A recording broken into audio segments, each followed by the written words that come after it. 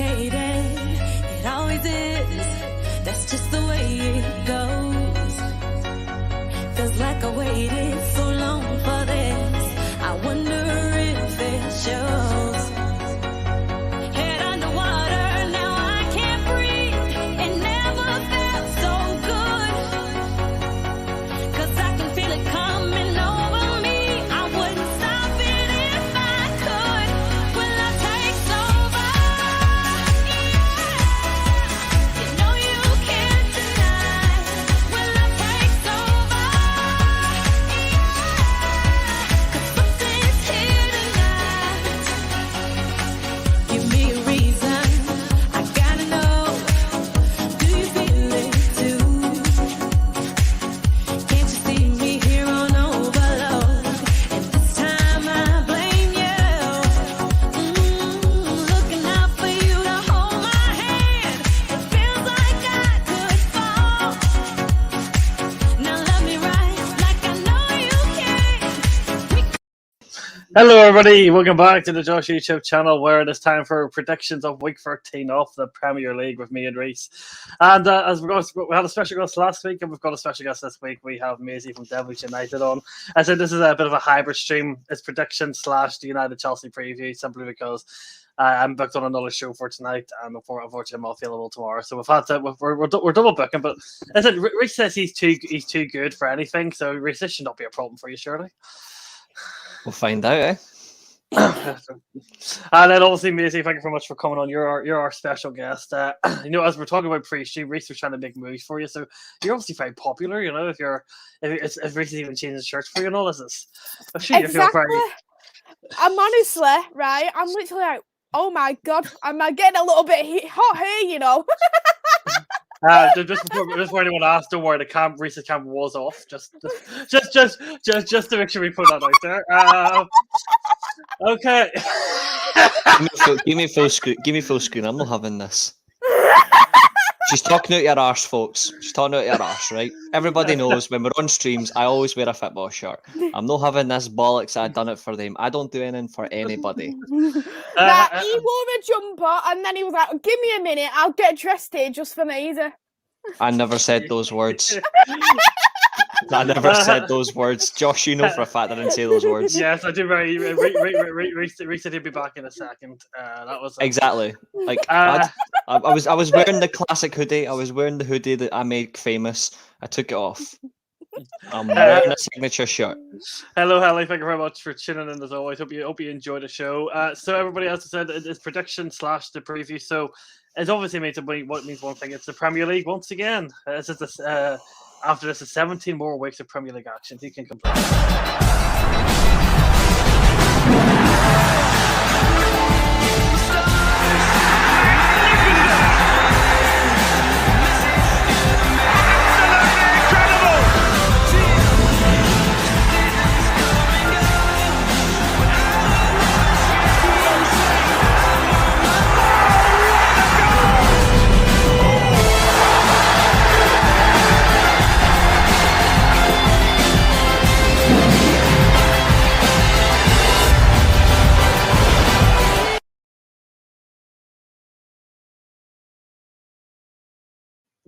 So the Premier League is some very, very big games coming up this weekend. But obviously, of course, it's the game of the week. It is Chelsea and Manchester United going ahead on Sunday at 4:30. I'm actually going to a bar with someone from work for this game. So things may get a bit heated between me and him because me and him argue a lot of work about about certain things. So I do look forward to it. But obviously, I go to Manchester United fans here. Reece being Mr. Controversial, and Maisy basically tries to be positive about everything, but she actually eventually said that her cat was better than Ole Gunnar Solskjaer's manager. So obviously, I think obviously you got pissed off to a certain degree.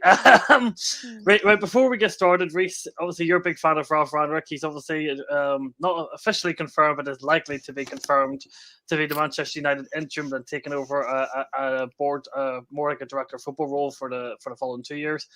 Honestly, you've said it all along. Ralph Rangnick to Man United would be a dream come true, and it's no longer a dream; it's reality. You can smell that. Smell that. It's fuck the rest of the Premier League. Mate, it's perfect. And I'm going to go on a limb and say, right now, I'm bearable. As soon as he gets in the job and he wears that suit for the first time, I'm going to be the most unbearable human being you could possibly meet because I absolutely love this guy. I absolutely love him. I'm a massive fan of Rangnick, big fan of his work. Not only that, I'm a big fan of what he does as a football manager as well. He's an innovator. He is to football simply a godfather. Like what he has done, how he revolutionized German football. He recognized German football needed a change way back in 1990, long before they won the World Cup, long before they won the Euros. He had that vision, and that says it all for me. It's somebody who doesn't just understand football, but he evolves with the game, and that's important. Right now, the best managers in football are German. Klopp, Tuchel, Nagelsmann at Bayern. What do they all have in common? They learnt football from him. It's his style that they use.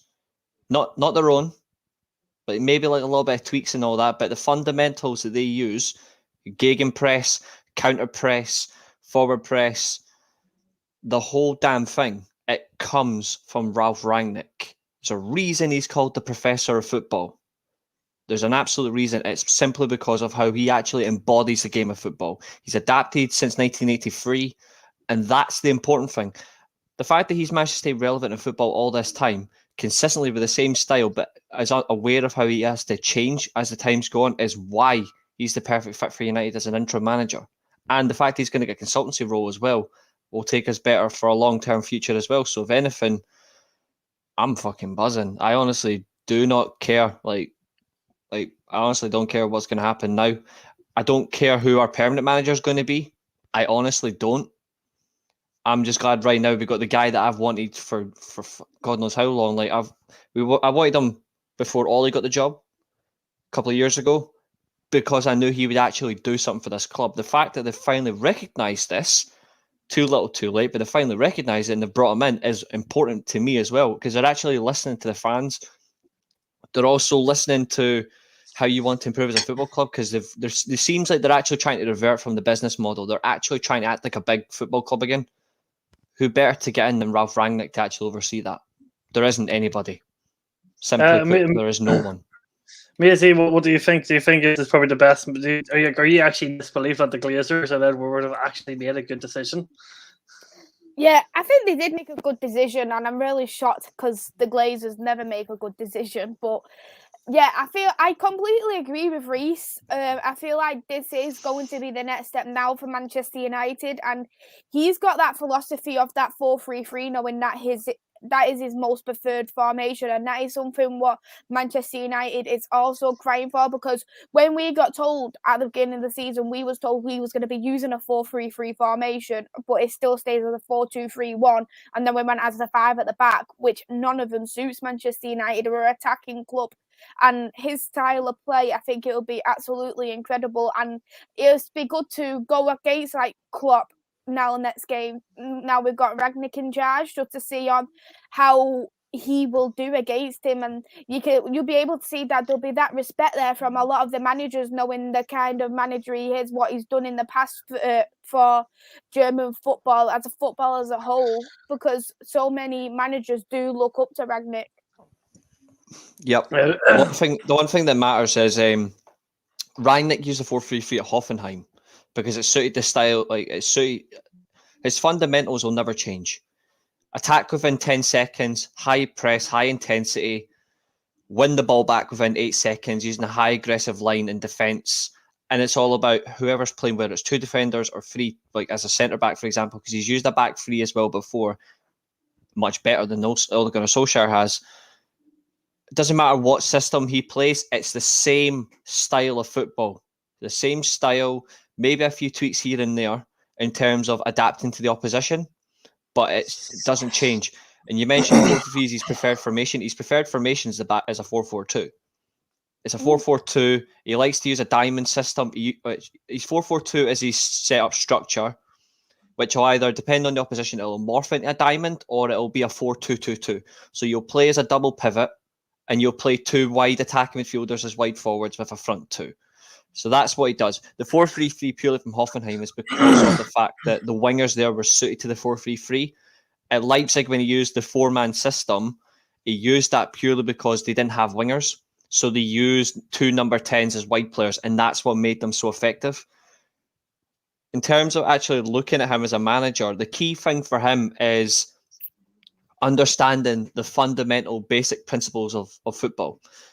He will fundamentally focus on that analytically, and also like from just looking with his own eyes. He'll analyze games. He'll deal with it on the training pitch. He's hands-on as well. He gets top coaches wherever he goes, but he is hands-on himself, and that's important. And to those that put articles about him on cross social media, just remember the important thing is Ralph Rangnick is 63, not 67. Don't try and age him. We've already seen what the United job does to people. Don't age him. He'll actually do it the right way. Can we just say, he doesn't look 63? The guy still looks like he's in his mid-30s, and the way he speaks is incredible. He's a phenomenal guy. He's absolutely phenomenal. Final point on Rangnick before we move on to the game itself. Of course. This is clear.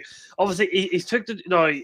It was confirmed, even more today, that he was offered the interim role for Chelsea back in January when Frank Lampard got sacked. And in his specific words, "I'm not an interim coach. Players only see you as a form of coach."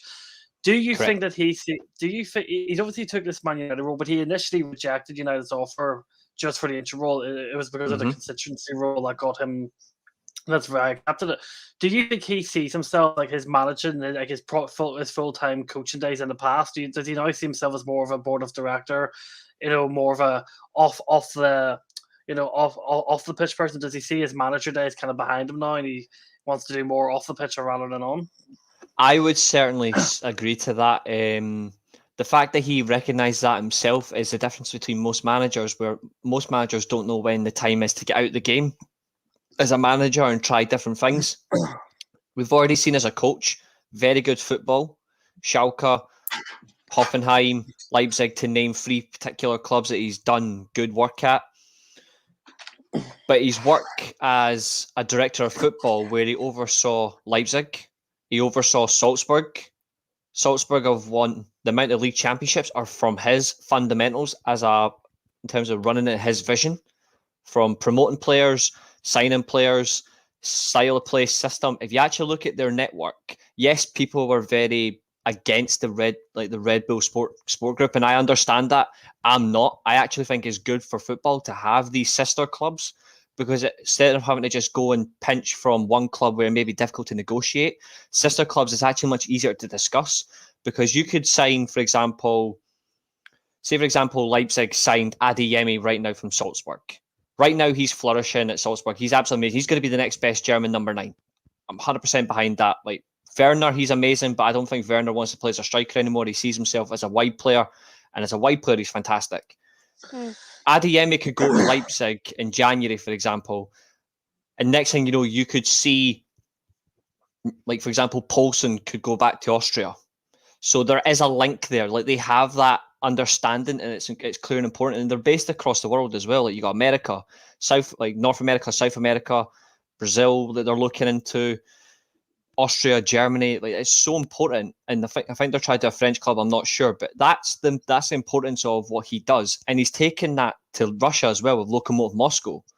So it's clear that not only does he adapt to his own country in terms of learning the game, he adapts to everywhere he goes. He went and done the head of sport and development in Russia, done a very good job, and now he's coming to work in the hardest league in football, and it's going to be the same way of running it. So, yeah, I'm fully aware that I do think his management days are pretty much over, but his work as a director of football and at a board level, second to none. So I think that is another reason why you can tell that coming to United, he had that leverage behind him where he says, I've done this at other clubs, and you can see tangible success. Put me in a position where I can actually help the club build and continue to grow and actually improve and lead to long-term success. Why would you not turn this man down? It's effectively a brain-dead decision to not give him what he wants. And the fact that they've actually given him the 2-year consultancy role afterwards shows the club is actually going in the right direction. That's fair enough. So moving on to the actual game on Sunday, that obviously takes place at Stamford Bridge, 4:30 on Sky Sports, right, but in the UK. Maisy, obviously with all the excitement, Michael Carrick, Darren Fletcher, Kieran McKenna, and Mike Phelan and are still all in charge for this game. After Furial, are you hopeful, Maisy, that a result's going to happen, or do you think Chelsea may just be too good after the rampage that has been on the last few weeks? You know me, Josh. I will never ever bet against my team, no matter what.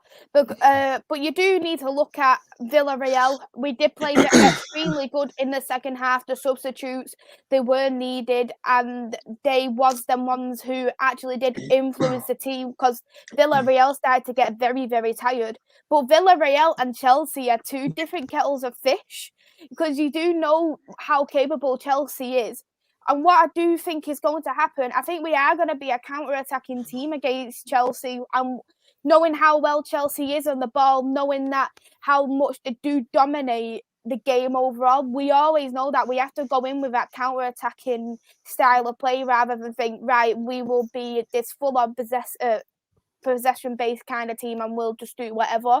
That's not the case, because if Chelsea has one sniff of that ball, you do know that they could easily put two past you just on the first half alone.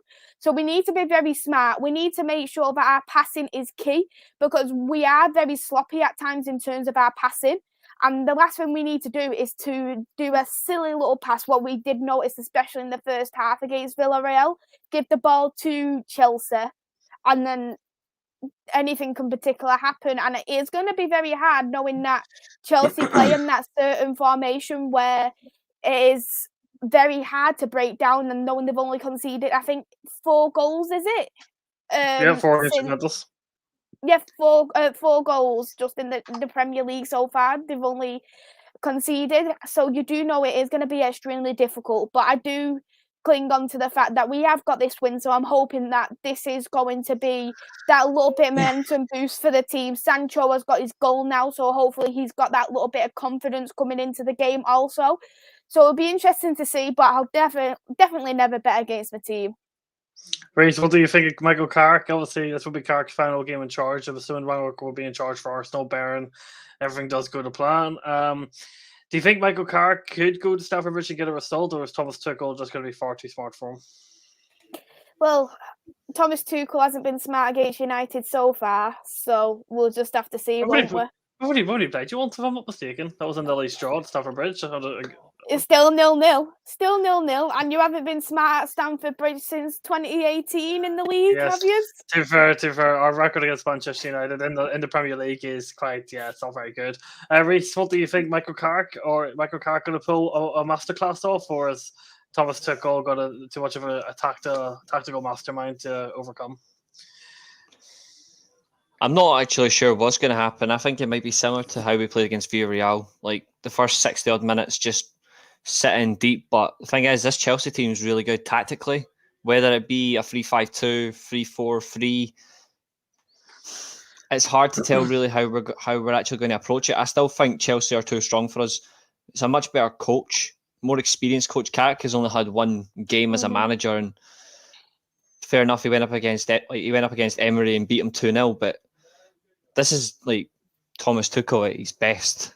It's hard to tell really how it's going to work. I'm not 100% sure. I think I won't bet against us losing, but there is a chance we could. I'm going to go for a draw overall. Just frankly, the result's important, but the performance realistically isn't at the moment. A good performance isn't really going to matter. It's about just getting the result that we need. If we get a win, great, but Tuchel's experience, the way he's handled his team really well since he's came in, the job's been second to none. It's been impressive. He's a manager that I like. But I think if Carrick really wants to get a result, he's going to have to sit deep, which at times isn't really great. It's boring, but at the end of the day, I don't want us to lose, but it just comes down to what happens. I think we will concede, which is normal, but I don't think we will lose. I think it'll be like a 1-1 draw, but the only way we will lose is if we generally just go in thinking we've got this game in the back of our hands when we shouldn't. Like, we really need to work for it. Chelsea are going to give us a proper test at the weekend, and I agree with Hell in terms of how they played against Juve. They were extremely good against Aggressive. Juventus. Juventus, I don't care if how bad injuries are at Juventus. You beat what's in front of you. You beat what's in front of you, and they certainly did. And they didn't just beat them; they absolutely battered them. If they turn up like that, could have been. If they turn up like that at the weekend, then I'm fearing the worst. But I'm thinking it's a draw either way. That's why I'm going with a draw. So in terms of what your 11 would be, so obviously, would you go 5 at the back? Would you play 4-4-2? Would you go 4-2-3-1? I don't want to go. I absolutely do not want to go for 5 at the back. I want 4. I want the exact same, pretty much the exact same lineup. Maybe like a tweak or two, but other than that, I would bring Bruno Fernandes back in for this game. Yeah, we do need his presence in there. It is important. Van de Beek, I don't know if he should riskily have to be replaced for it. I think you could still play him because he's still a good midfielder. It's just how you want to set up. But I do want a very effective midfielder in there like Matic. We do need somebody that can hold the ball well. I don't care that he's slow. His experience is important. And that's who I would hopefully have in the midfield. And then it just depends on what he actually goes for. I'm hoping that he picks his best 11, but at the end of the day, what we think's a best 11, he'll see it differently. The fact he was bold enough to drop Fernandes for Van de Beek says all that he is interested in getting the results. He is focused on getting the results for United one way or the other. So I'm happy with that. I'm not too overly concerned on that respect. Maisy, what would your 11 be? If I was going to have my 11, I have De Gea in goal, Wan-Bissaka there and that right back. I'd have, of course, there as well, Maguire and Lindelof will be playing. But if Varane was there, Varane will be playing 100%. Luke Shaw will be out. Maguire he is going to be out. Maguire suspended. Oh, yeah, he is suspended. Oh, my God, I totally forgot about that. That's a victory. Yeah, he's a victory. Guess what? It'll be Eric Bayer. Phil Jones. Eric Bayer, it's going to be. So it's going to be Lindelof and Eric Bayer. And it's going to be Tellez who's going to be on the left just because, of course, what happened with Luke Shaw with that concussion. I think he's going to do, obviously, a 4-2-3-1. So in that double pivot, I'd probably put Matic and Donny. I think that might be a good idea to do. And I agree with Reece because you do need that proper CDM alongside you there when you are playing against an experienced Chelsea side. He doesn't even need to do that much. He doesn't have to go forward a lot. All he just needs to be that little bit of a rock in the midfield. Just stood there, obviously, where he is in the midfield. Just do that couple of bit of defending just to help out the back four. And that's all we really need. We don't need him to go forward and do some attacking play. We don't need to do that. If he just defends how we know he can defend, we know that he'll do well. But I think on the left is going to be Rashford. On the right, Sancho. Bruno in the middle. Ronaldo up front. That's the team. I would actually find that team quite scary. And the big running from deep, that can cause Chelsea all sorts of problems. Also, another key point to make is obviously Chilwell is at least out until January, or more than likely going to be out for the rest of the year with an ACL, which is shit. Would any of you basically say, right, Marcus Rashford, you go into Marcus Alonso and run him ragged because he won't keep up with you? Or it could be Azpilicueta at left wing back, he'll be out of position. Or even worst case, or a potential scenario, Sol, if anybody still remembers he plays football for Chelsea, is also a potential left wing back who we'll probably see. So Reece, if you were Michael Carrick, would you basically say if Marcus Alonso's playing, run on his ass because he won't keep up with you? Simply put, I would. I think that's your best bet. Like, just force him to make mistakes because it's quite easy to make Alonso make mistakes at the minute. He's just not playing good enough to what he was a couple of years ago. And to be fair, I'm not entirely wrong. I've been consistent with this. But then again, though, like, Alonso can be shite for 5 games and he turns up for 1 game and then every Chelsea fan will hail him as a saviour again from that left wing-back position. Yeah, that's so true. That is so true. He does play better, though, as a left wing-back than he does actually as a left-back. Doesn't matter where he plays, though. He's just not a good footballer. He's just not good in general. But he's the best in the world, apparently, even over Ben Chilwell, even though I prefer Ben Chilwell for you both. I prefer none of them. Marcus Alonso as an actual left back in a back four, I never want to see it ever again in my football life. It's absolutely diabolical. It was hilarious. It was funny. I will never be a flip-flop on Alonso. I hate the guy. I literally would rather. I would if I had to pick my 11, I would pick Saul at left wing back over Alonso for this game. I despise the guy that bloody much. You definitely need a left wing back in January, or even the summer. I don't know if you remember we had Emerson, who we signed from Roma. He's on loan at Lyon. We have an option to call him back in January, which I think that ain't gonna happen. I think they'll do it. I don't think they'll get someone in just for 6 months. So they'll go. We've got Chilwell. That's enough. We've got Chile in at left wing back. We'll play him, even though he's absolute shite. So in terms of your predictions then for this game, Reece, what's your end all? I'm going 1-1. Honestly, I'm going 1-1. And Maisy? As I said, I'll never bet against my team. I'm going to go for a 2-1 United. The thing is, so no matter how bad United are, no matter how bad you're playing, you've got Ronaldo up front, and he can literally do nothing from anything. So he can do anything from nothing. Sorry. So and that's the I won't predict us to lose. I will never predict us to lose, but I do recognise that we actually can lose. Though, like I'm not stupid. Like I will recognise that we can. I understand there is that chance because of knowing how well Chelsea is clinically structured.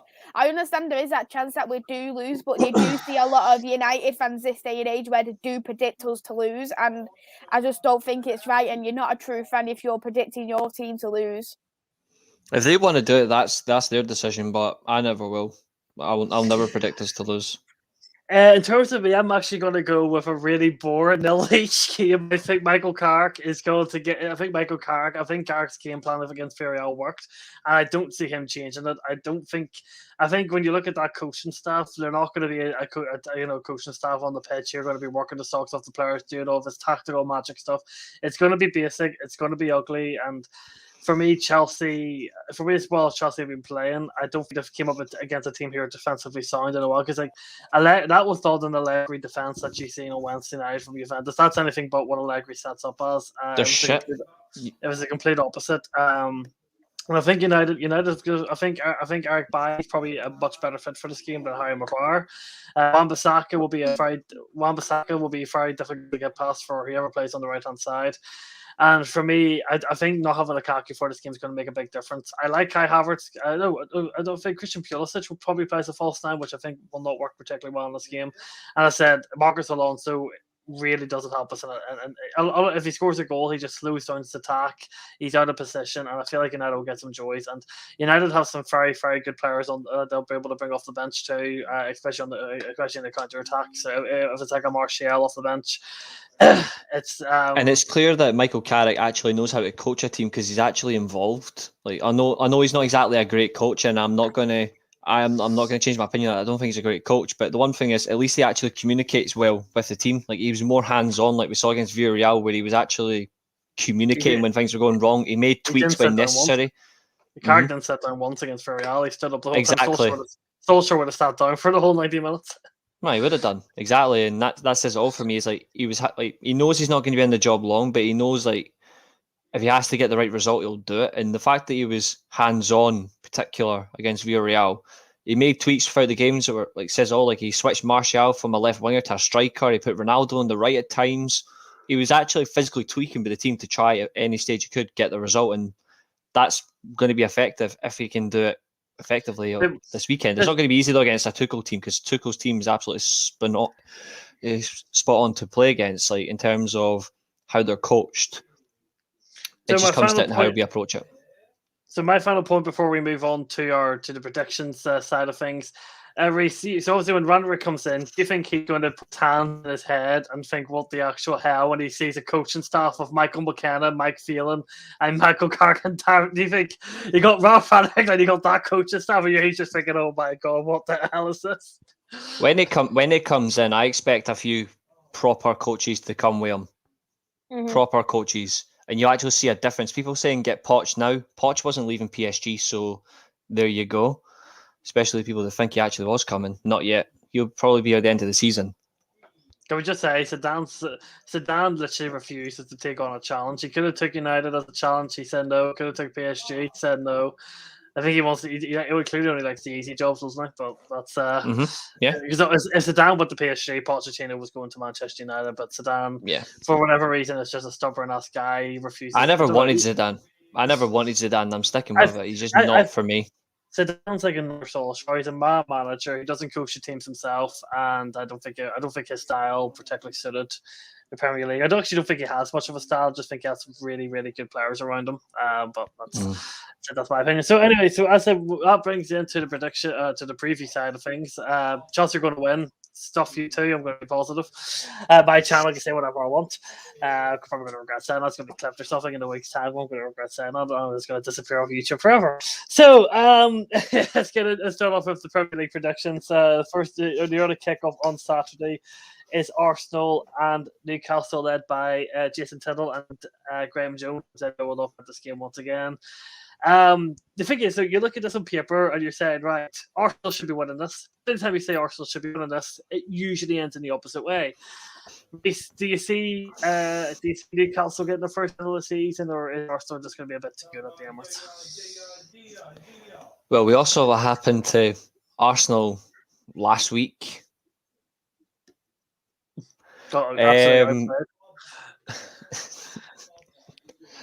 It was basically 11 men versus like table football characters. Like that's pretty much what it was. Like Arsenal had nothing. Like Arsenal had nothing going for them. But I just look at it and I think you would expect Arsenal to win this game purely for the fact they've got quality. They are a decent coached team, but I don't actually think they will. I think it might be a draw. I've gone for 2-2. But I wouldn't be surprised if Arsenal did win it. Newcastle aren't good enough to win a game. Like they just aren't good enough. And I'll be surprised if and when Newcastle win a game this season. Hopefully not against United down the road, but we'll see. You would expect Arsenal to win it, but I'm going 2-2 draw. Maisy, what do you think? The thing is, I agree with Reece in the respect that Newcastle are a good team. They're going to have to make dramatic changes in this transfer window to even stay up, in my opinion. You may have good owners, it doesn't mean you've got a good team. And to be honest, Arsenal, they've actually gone a lot better defensively, despite obviously last week's result, but they played against a very good Liverpool side. They've gone a lot better defensively. They brought in Aaron Ramsdale, who is actually that leader in the back in the defence, and I think he's a really good buy, knowing that he's gone to that number one spot. And the thing is, I feel like their attacking play is very dry compared to their defensive. It's not that balanced at the moment with Arsenal. So I can't see the game being a high-scoring game. I'm going to go with a 1-0 to Arsenal. Maybe they should start drinking, then they'll actually play better football. Who knows? For me, I do see Arsenal winning this game. Newcastle are a team in transaction. I don't think Eddie Howe being there is very good. Jason Tindall is an absolutely awful, guy to actually coach the team by himself. And Graham Jones, we all see what he was like as the interim coach. The man parks the bus harder than fucking Diego Simeone. He generally had no attack. Put some respect on Simeone's name. Put some respect on his name. Even though he did get beat last night. So I think Arsenal win this game. Arsenal have been in better form. I still some players like Eddie Smith-Rowe, Saka, Aubameyang, they've all been playing decently, and Newcastle defensively are a shambles at the moment. I'm honestly I wouldn't say concerned with Newcastle, but the fact is the richest club in football still fucking funny. But if they do get relegated, I'm pretty sure they'll be the richest club to ever get relegated. So that'll be great because I don't think because frankly nobody else is going to come close unless some bizarre reason like Real Madrid and all that got relegated, which would be hilarious. But that's never going to happen. But I look at Newcastle and I'm like the obvious question is, where does Newcastle actually win a game? Like, what teams are they actually going to beat? Are they going to beat Norwich? I don't think so. They play Norwich next weekend after Arsenal. I don't think they'll. I'm going to say this now before we get to the predictions. I don't think they beat Norwich next week. Well, let's see what they do against Arsenal first. I think Arsenal will win comfortably 2-0. Newcastle defensively in shambles. Car Darlow is no keeper, whatever. Martin Bakken needs to get back in goal. And Why they is have the Bakken not getting a game? And they have massive issues in the midfield. There's no Eddie Howe's defenses are known to be awful, and the fact that he's not even there with Jason Tindall, Graham Jones in charge, yeah, Newcastle are still a bit.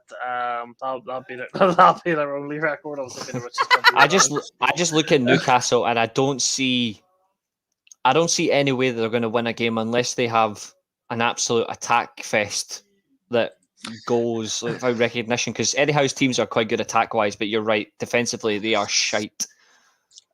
I'm going to join Shane O'Donnell on this. I think it's going to be a 2-0 win for Arsenal. I think I'll be. Maisy.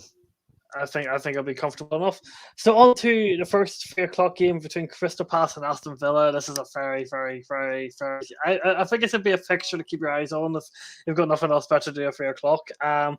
Crystal Palace obviously getting a free draw of Burnley. Who thought you'd say Burnley scoring 3 goals in the Premier League coming from the same mouth, and Stevie G getting his first win with a two last minute goals against Brighton. It's going to be a Friday game. It's going to be 2 teams tackler. It's going to be 2 teams going for the win. Two teams who have very good midfields. But I do think Crystal Palace will win this game. I think Steven Gerrard's first game on the road. I think Crystal Palace are just going to be more prepared, better coached, and better ready. I think Aston Villa were decent against Brighton, but I don't think they were amazing. Understandably, Steven Gerrard's still trying to element his style. And I just think Patrick Vieira's got this team. I think that midfield of Crystal Palace right now is on fire. It's solid. It's creating chances. And even like the Christian Benteke on Edwards, they're doing well, and it's the Crystal Palace team that is in transaction, but they're doing really well. I think Crystal Palace will win this game 2-0. Steven Gerrard will suffer a loss, but going to Selhurst Park this season for any team with the way Palace are, it's going to be incredibly difficult. And I think this Palace are slightly more advanced than what Aston Villa are in terms of their preparations. What do you think, Reece? I don't think there's any shame. Like you said there about Selhurst Park, I agree with you. There's no shame in losing to Palace right now because they're a good side. If this was like the Palace of last season, and you lost to them, then you would feel ashamed because last season they were a shit show. Patrick Vieira come in, I hold my hand up, honestly, I thought he was going to fail.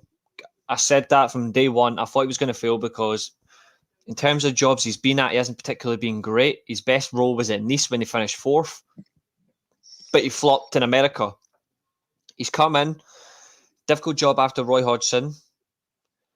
I thought a rebuild job and taking Palace forward would be too much for him. I thought it was not the right decision yet. But he's come in, he's proved me wrong. I got a lot of respect for that. I think he's proved a lot of other people wrong as well.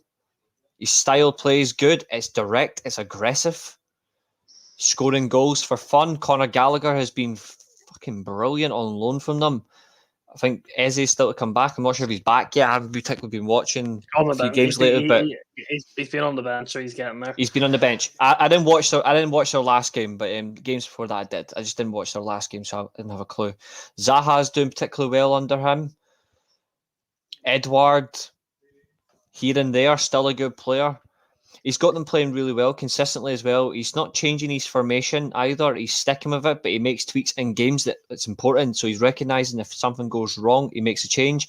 3-3 draw last week. Impressive. But what do I think about this game against Villa? That's the only thing. I've seen Gerrard's teams firsthand. I've seen them in European nights. I've seen them in league games. I know his teams are aggressive. They press very well. Very good from the width. They use the wide areas very well. But I don't think Villa will win this game. I do agree with you. I've actually gone 3-2 Palace. I think there will be a lot of goals in this game. I think both sides concede easy goals that you shouldn't concede. And that's why I've gone for a fair amount of goals. So I've gone 3-2 Palace on this one. And I'm going Conor Gallagher to score a double. Maisy, are you going to disagree with me, Reece? You got Villa to win?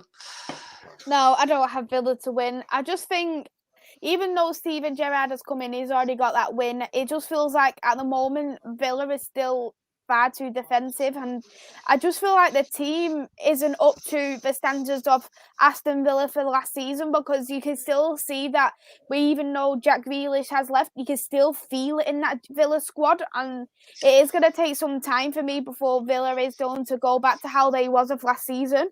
And I think this game against Crystal Palace is going to be extremely hard, knowing the kind of form they're in right now. They've changed the whole style of play, because we've always known as Crystal Palace to be a very defensive-minded kind of team. But knowing that it's a completely different side of Crystal Palace. A Crystal Palace I can never think of before, where they've been so attacking, and it works for Crystal Palace as well, because some teams think, yeah, they suit being defensive, and you look at other teams and you think they suit being attacking, but you can tell this is the kind of formation that Crystal Palace is suited to. Patrick Vieira has done an absolute magnificent job. Brought in some loanees who are standing out. Zaha, as Reece mentioned, has been absolutely brilliant as well. Even Benteke scored a couple of goals. Benteke, like, come on. So I'm going to go for a 3-1-2 Crystal Palace. 3-1 Crystal Palace. Moving on to Anfield, Liverpool taking on another favourite of Reece's managerials in Ralph Hasenhüttl, Southampton. The last two visits that Southampton have took the Anfield, I actually think Southampton should have won the games. They were the better team against Liverpool, created some really good chances, but unfortunately in this case, I do not see that being the case. Actually, just very quickly, I forgot to put the picture. It was 2-2, 2-1, and 1 each. No one's got Phil to win. Everyone, surprisingly. So I just think Liverpool are too good at the moment. That's still profiles of a few dodgy performances there and then, but they're playing some fantastic football at the moment. All their attacking players are in form, especially Salah. Jota's and he's the one man. He's on scoring form. Trent's been absolutely incredible. Thiago is back. He had a fantastic goal there last night in the Champions League. I just think Liverpool are going to be too good for Southampton. Southampton are fine. They're getting better as the weeks go on. The fact that everybody thought they were going to be in a relegation scrap was completely wrong. This Hasenhüttl and the squad was too good for that to happen. They were probably lucky not to win last week against Norwich. We'll get into more detail, but yeah, I actually think Liverpool will win this game, but it will not be easy. Southampton will test, but Liverpool have the better quality, and at Anfield, I think it's a bit too much for Southampton, especially defensively. They're still a bit not great defensively, and the personnel back there isn't particularly great. So I think Liverpool win this game 2-0. Reece? As much as I hate to predict it, I also agree. Same score. I love Ralph Hasenhüttl. He's a very good manager. He's unfortunate that he's had a lot of his best players pinched off him. He's had to adapt to Southampton in that way. They didn't particularly back him that well, but the one thing he doesn't do that Jurgen Klopp does is he doesn't cry, piss and moan. He just gets on with it. So, but I just find the quality right now in that Liverpool team sadly is too much. I think they're too good I just think that they are too good at the moment for Southampton. That's going to be a problem. I hope they do what they did against United and they do against City. Hold them well, pressure, sit deep, take a chance if they get it, and just defend well. But I don't know. I'm hoping that they get a draw like Hell says 2-2. I would hope for that. Or even Southampton to beat them 1-0. But I just think the quality at the moment is just too much. So I do think Liverpool will win this one. Pains me to say, but yeah. Maisy, what do you think? Yeah, I think Liverpool, they're just far too good at the moment. They've got absolutely a brilliant side. Salah, who people would argue is the current best right-wing player in the world right now. You've got Jota there. You've got Mane there as well. Thiago is coming back, but I don't feel like Thiago suits Liverpool, in my personal opinion. I think he's probably better off, because there's rumours he's going to Barcelona, so he's probably better off going to Barcelona, if you want me to be fairly honest. I think he'll do a lot more better there. You've obviously got a really Trent Alexander-Arnold, who's again in such amazing form right now, and I think it's going to be Liverpool's going to smack him. I really do. I think it's going to be 4-1 Liverpool, and I don't want it to be that, but that's how I feel like it's going to be. I think everyone's in agreement here. So for 3-0, Hallie sent 2 each, which she does say only because she would like Southampton, which is fair enough. Football, Fox is focused. Thank you very much for tuning in. Thank you for commenting. It's another Paul Stroll, that's what I'm afraid about Saints. Please prove me wrong. I agree. Yeah. I hope that as well. I really hope Southampton get the result, but I just don't see it. So moving on to Norwich and Wolves. Norwich obviously winning their first win under Dean Smith last week, but the first half they were awful. Norwich, Dean Smith could try his best, but this squad is just too bad. Second half they were spirited on, bit of a manager bounce, a bit of help from Carrow Road, also from the fact that they're not getting a chance in the first half and died up in the second half, and Norwich picked it up and they did well to get the win, but I just can't see I think this Wolves team under Bruno Lage is just getting better and better. Some of the football they've been playing has been fantastic. Defensively, yes, they're not as good defensively, but I don't see there's no one in this Norwich team other than maybe Todd Cantwell and Billy Gilmore that would really make me shake my boots. So I think Wolves will win this game 3-0, and Norwich are going to go right back down to reality. And Dean Smith has got the impossible task of keeping them up in the Premier League. Reece? This lot again. Okay. Norwich hopefully get binned. The world moves on, and I can smile. But I don't know. These are two teams I genuinely do not give a shit about. I genuinely don't care. I hate them both. Norwich don't belong in football. Wolves are a boring club anyway, but they've done well under Bruno Lage, as I've said before.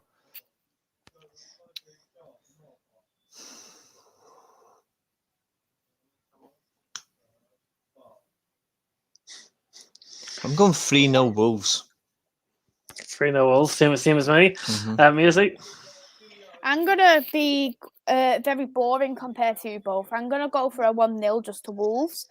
I feel like Norwich, they're just a yo-yo team. I'm not even going to get into them. They're going to stay bottom of the league, but good luck to Dean Smith. But for Wolves, they are not that bad defensively, but the problem is with Wolves, they're not the best in terms of attacking. I think Jimenez is still recovering with his obviously skull injury. He hasn't been the same since he's come back. There has been some players who's been dropped as well with the team. And you do see them come on as a substitutes, like Pedence being one of them. So I feel like it's just going to be a very boring 1-0 win. And I'm glad it's probably a 3:00 game because I wouldn't have bothered watching it otherwise. So moving on to the game that will be on Sky Sports on Saturday evening between Brighton and Leeds United. Brighton suffering obviously a loss last weekend to Steven Gerrard, but I don't think Brighton were that bad. I thought Brighton played well. It was just a very good 10 minutes well, and what happens, especially if the new manager and that Philip Park, I thought that was coming, but I think Brighton played perfectly fine. Leeds, though, if Leeds lose this game and results do not go their way, they will drop into the bottom three. 3 games in, actually Watford even had them. They currently sit 17th on 12 points. Burnley are below on 9 points. So, no, sorry, on 11 points. Burnley are 9 points. And I do think Leeds will drop into the relegation. With some players give away a prediction for later on. I do think Leeds will finish this weekend in the bottom 3, which will spark some debates anyway. I think Brighton will react. Brighton are better. I don't think they played bad at Philip Park. I think they were just kind of let Philly get the momentum, which was always going to lead into a win in that game. I think they'll beat Leeds. Leeds were good first half against Spurs, but that second half they capitulated. Their defense was absolutely awful again, and it's just a story of ways. Bielsa's too stubborn. He's not changing anything. He's getting exposed week in, week out, and I think Graham Potter is going to have a good day at the Amex. I think it's going to be a 2-0 win for Brighton. And Leeds, Bielsa either needs to go or he needs to bloody change something again quick because Leeds are in trouble. Reece? Leeds, mate. Rivals in the mud. Love it. I'm not sure. Like I've said it before, he will not get... I don't honestly see him getting sacked at all. I don't think Bielsa would ever allow Leeds to sack him. If he can't turn it around, he'll walk. He'll get up and walk. He's done it before. It wouldn't surprise me. So it just comes down to like how long before he decides to go, see you later, mate, I'm done. I don't think Leeds will win this game either, thankfully.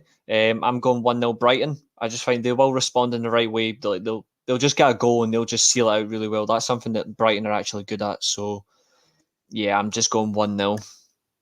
Maisy, what do you think? I think it's going to be a 2-1 to Brighton. I can't see Leeds at all winning this game. Leeds have they actually played well the second half of last season. They started getting a lot better defensively. But coming into the new season, again, it was like, oh, okay, I'll just be like how I was when I got newly promoted from the Championship. It's like, and loads of teams are sniffing them out. You know that they are good attacking-wise and they can score that goal. But the problem is, the opposition team will score another 2 past them, and I think that will end up what will be happening. I think Leeds will actually score the opening goal, and I think Brighton will end up scoring 2.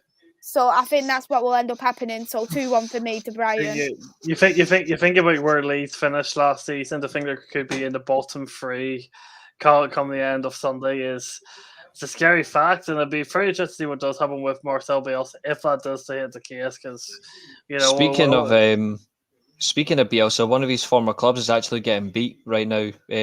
Marseille, they're getting pumped off Galatasaray. So and then Lazio won, so he has a mixed record tonight of Marcelo Bielsa. 2-0 Brighton, Bielsa. I don't think Bielsa will last the season. I think they're generally facing a relegation battle with the way they're currently defending. They started well against Spurs, but in the second half they capitulated, and either Conte had the team talk of his life, or Spurs or Leeds generally didn't have no clue what to do. I just see people predicted a draw between Liverpool and Saints 2-0 Liverpool. Hello, Doug. Thank you very much for tuning in. Hope you're doing well. Hope you've had a nice dinner since that's a big topic on your channel these days. Leeds Brighton has nil each. I don't think you can ever say a nil each with Leeds. I don't think Leeds are always going to either score 3 or they're going to concede 3 there. But those teams that just never. They're just going to be shit in general because it's Leeds. They're one of those teams that will never be in a game that's a nil each. Right, so the early kickoff on Sunday between Brentford and Everton. These are 2 teams that desperately need a win. It's as simple as that. Both of these teams need a win. Brentford, the wheels have came off. They're starting to concede a lot more goals. They're still scoring a lot, but they're defensively they are very open, and they don't particularly have too many quality players in that area. They are missing. They're probably a very key player in their goalkeeper, David Reina. He's been out for a few weeks. I think that's been a big miss for them. And Everton are not good forward at all. Yes, they are missing Cavalier, they are missing Decore. But yeah, Everton are just a shambles at the moment. But Rafa Benitez is known for good, solid, collective defences, and they've been anything but that the last few weeks. I think Everton are going to lose again. I think Brentford at home against an Everton team that are struggling and who are not particularly great defensively at the moment are going to come away with a win. I see this being a 3-1 win to Brentford. I know Brentford have not been in the best of form. I know they've been struggling, but I think they are doing really, really well at the moment at home. And I think Everton have just got so much issues going on all sorts of pitch. I think Rafa Benitez is going to lose this game, and I think the pressure starts to build on him slightly after that. Reece, what do you think? Yeah, I agree. In terms of Brentford, they're just. I rave about this team. I think they're a good side. Just a bit unfortunate that injuries have crept up to them, which isn't fair. It does happen. Sadly, we do know that when it comes to football, like injuries happen. It's how you handle it. I don't think they've actually gone about it in a bad way. They've tried to play the same style of football. It's just the results haven't worked out. And that's normal. That's completely normal. But I look at recent games, like the fact they got a 3-3 draw with a depleted side is actually quite impressive. So I'm actually going to stick with a similar result. I'm actually going 3-1 Brentford. Maisy, what do you think? Against Newcastle. Everton don't impress me at all. Yeah, for me, I do really like Brentford as a team. I've been one of them as well who have raved about Brentford too. However, with Brentford, what I have noticed a lot, especially recently, I know they've got the goalkeeping issue, what has happened, and but another thing, they're very open in the midfield, and that is the thing where they're conceding a lot of goals because they're getting very open midfield wise. Because if you look at their back 3, who they do play, it's a very good back 3. Like Ethan Pinnock for one, he's got like the highest interceptions in the Championship last season, and you've got Henry who is playing as a left wing back. He's also very good as well, but it's just my problem for Brentford that they're just too open in the midfield, and I think especially with Everton, I think they might take the advantage with that with Townsend and Gray. So it's very hard, and I think it's going to come out with a draw, and I'm going to go with a 2-2 draw. Moving on to Turf Moor, Burnley, Reece's favourite club, Antonio Conte Spurs. I kind of give it away. I do have Burnley to win this game. I think Spurs are really struggling at the moment. I don't think Conte's trying to play a system that they're not used to. I think Burnley are starting to pick up a bit of form. They got the draw at Stamford Bridge. They got the draw obviously last week against Brentford. They're starting to score goals. Maybe leaking a bit, but I also don't think Spurs are going to cause them that many problems in terms of defense. In terms of defensively, I think Burnley are going to do a class Burnley. Burnley are going to do a Burnley. They're going to win the same game 1-0 with Chris Wood scoring the goal. Reece, what do you think? 2-1 Burnley. Spurs at the moment, like you said, they're just not suiting well to Antonio Conte's methods. He's trying to coach them to his style. I genuinely think this Spurs team is garbage. Like, I could say so many adjectives to sum up this bunch, but garbage is effectively adequate. And people that hype up Harry Kane all this way, he's pish, and I don't care. Like, Son is their best player, but he's not playing particularly great. But it's going to take Conte a while to get his ways across this team. Like, they're a big hit and a miss bunch. They've got no issue with down tools in any way they can, but Conte will shake them up eventually. I just don't know when it's going to happen. But the Spurs team just isn't a good side. Period. They just aren't good enough at all, and it's going to take him a while. He's going to need to get players in as well, because there's a vast majority of that team that needs to be shipped off. Even if you bend them for nothing, like, you'd actually be doing football a service. But Burnley, you're right, they're just scoring goals for fun. Like, when they need to at the moment, they're actually playing very good football, which is a shock to me. But yeah, I'm going to stick with that. 2-1 Burnley.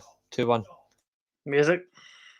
I'm going to go with 1-0 to Burnley, especially knowing how well Burnley's been at the moment. They scored 3 past Brentford, for instance.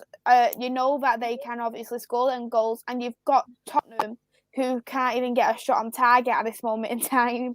That's how shocking they are. And then you've got the likes of, I know Reece doesn't like Harry Kane, but he should be there still scoring them goals regardless. He is a striker and you can't get a shot on target. Very, very poor. You've got Son. All he's got this season is pace. He's got nothing more. And he played better when he was a false 9 at the beginning of the season under Nuno. You've got Lucas Moura, who's playing. Who the hell is Lucas Moura? Take him off. But, yeah, it's going to be a 1-0 to Burnley. It's just shock. And by the way, I do know who Lucas Moura is. He's shit. Well, coincidentally enough, they did lose 2-1 tonight to Moura, but this is all. So moving on to Claudio Ranieri's reunion at the King Power Stadium. So I'll just do this quick prediction quickly because we are running out of time. Me and Maisy have another show we have to be on at 8 o'clock, respectively. Claudio Ranieri is going back to the King Power Stadium. He's going to get a fantastic reception, but I do think though the party may be ruined for Leicester City. I do think he's going to get a result here. Leicester are in serious issues. There's questions now between the fans are starting to question Brendan Rodgers. There's a toxic atmosphere at the King Power Stadium. I just don't see it improving. Leicester play. I think they play Napoli tonight. No, so they play Lega Warsaw. Sorry. Lega Warsaw, yeah. Tonight, and you're in for an interesting one with their away fans. I can tell you firsthand. They're going to be tired, and I think Watford are starting to pick up a bit of form. And Claudio Ranieri is going to get a result here in terms of a draw. 1 each. Josh King and Jamie Vardy are going to score the goals. Reece? Bit opposite to you, actually. I think I've gone for a home win, actually. I've gone for Leicester to win this game. You're right, Leicester at the moment, they're all over the place. Excuses are creeping in with Brendan Rodgers. They're not playing particularly good football, but I do think all they need is just one good result to kickstart their season if they can do it. I think who better now than to go up against a team that you would expect to get relegated, and that's Watford. Put a strong performance on, get the result, move on, and yeah, I'm going Leicester to win 2-0. Maisy? I'm going to go with a 1-1 draw. I think Leicester has been absolutely shocking this season. Watford, they're also a yo-yo team. I can't see them staying up anyway, despite having a couple of good results, but I think it's just going to be 1-1 overall.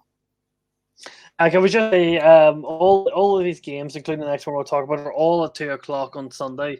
And Sky Sports, so you could either pick Man City and West Ham, 2 teams that are in form, or Claudio Ranieri's return at the King Power, and you choose Brentford and fucking Everton on Sky. Like, who comes up with these bloody decisions? Man, come on. but it's, yes, in terms of Manchester City and West Ham, Man City are, you know, they did last weekend to wherever distress with a striker and Cole Palmer up front. They've got quite a few players injured. They couldn't even name a 12-man bench last night, and two, I think three of ourselves were actually goalkeepers. So, Helly going with the upset, 2-1 Watford. All right, if that does happen, then I think Watford would be under serious threat. West Ham are doing really, really well. They're doing incredibly well. I think I can't remember what they did play. They've already played in Europe, but I can't remember what their result was. I haven't looked. Yeah, they played earlier on. 1 second, I'll just double check that result for you. I can't remember what the result was. I know Yarmolenko scored, but I know it was 1-1 last time I seen it, but I don't know if that's why it ended. They won 2-0. They won 2-0 away at Rapid Vienna. They won 2-0. Two first half goals. Yeah. That's a good win for them, but I don't think they'll beat Manchester City. City, for me, are playing very, very well. And don't get me wrong, West Ham have been good, defensively sound, but I think City, City have certain games where they just turn up and they just destroy who's ever in front of them. No matter if PSG, Chelsea, Manchester United. I think West Ham are just, unfortunately, are just not slightly good enough to match Manchester City at the Etihad. But I think it'll be a close game. I think it'll be a 2-1. I think with West Ham scoring first. Yeah, I've gone for a 2-0 City win. I agree with you. Like, far better team at the moment, playing some exciting football. They're getting the right result, which is important. West Ham are a good side, though. I do agree. Like, coached very well. David Moyes has done a good job there. The only thing, though, is they're having to travel now. Like, Man City had the home game that they had last night, so they won't have to really do much. They can just rest up and just do a bit of training at home and then just focus. West Ham have got to come back, rest one day maybe worth of training, and then we'll see what happens. Man City will be up for that. The football they're playing at the minute is just superb. I don't realistically see West Ham doing much unless West Ham get a clean break, breaking City's press. But the City players have improved a lot on being press resistant. Pressing them's actually been quite difficult for teams lately, and the only team that realistically pressed them that well and gave them a proper scare was Liverpool. Obviously, that wasn't the result they wanted, but I just look at it and I'm like, that's the team that realistically gave them that problem. I still think Man City are too good for West Ham, though, so that's why I'm going to go for 2-0 win. I think West Ham will have a chance, but they'll waste it. Maisy, you disagree or you agree? I think this is going to be a really tough game because West Ham has improved so much as a team, and you can't knock the kind of team they are, but Manchester City, they're far too dominant into this league, and I feel like they are going on this unbeaten run. Because we all know what Manchester City is capable of, and especially knowing that they're at home as well, they've got that advantage also, because you know how well Manchester City does play at home. But I think it is going to be a goal fest in my opinion too, so I'm going to think it's going to be a 3-2 to Manchester City. Oh, that'll be a great game. So that brings you into the Week 13 predictions. Thank you for you two for coming on very much. If you are interested in checking Reece out, Reece's Twitter is there on the thing. It's also in the description below. Maisy is Devils United on YouTube. Her Twitter is also in the description. Maisy does a wide range of Manchester United content. She anytime we're speaking here, she's straight on the Twitter, straight onto the live streams. Maisy, if there's anything you want to promote, you're more than welcome to. Oh, thank you so much, and thank you for having me on, Josh. It's been an absolute pleasure being on, and I know we haven't, apart from my stream the other day, we haven't been on a stream for quite a while together, so it's been an absolute pleasure to be on with you. Shane to stand for we did our preview side of things already in the stream. Shane, if you're interested, you can just get back and watch that. But 3-0 Chelsea against United. Jesus, I'll take that any day of the week. Reece, I always say this to you. I said you don't really have anything else to promote other on your Twitter. So, is there any more words of wisdom from you? Or are you running out of them? I'm still on other channels, mate. Don't forget that. But it doesn't really matter. Words of wisdom: if you're a cunt, fuck off. All right, there we go then. Everybody, thank you very much for watching tonight's stream. Oh, and when it comes to people, I actually do know what I'm talking about, just as a reference to what I saw earlier. Just remember that. I do know what I'm talking about. If you guys enjoyed, we both do, in a matter of fact. If you guys enjoyed, hit the like button, subscribe to the channel, comment your predictions if you're watching this as a video. Let us know what you think. And I said I will be back at the weekend. I'll be back at the weekend with another video, which I don't know what it's going to be, but it'll be a video. So I'll just kind of make it up as I go along, because that's kind of what I'm doing at the moment. So thank you everyone for coming. Thank you, Maisy. Thank you, Reece. Thank you, chat. Enjoy the football, and come on, Chelsea.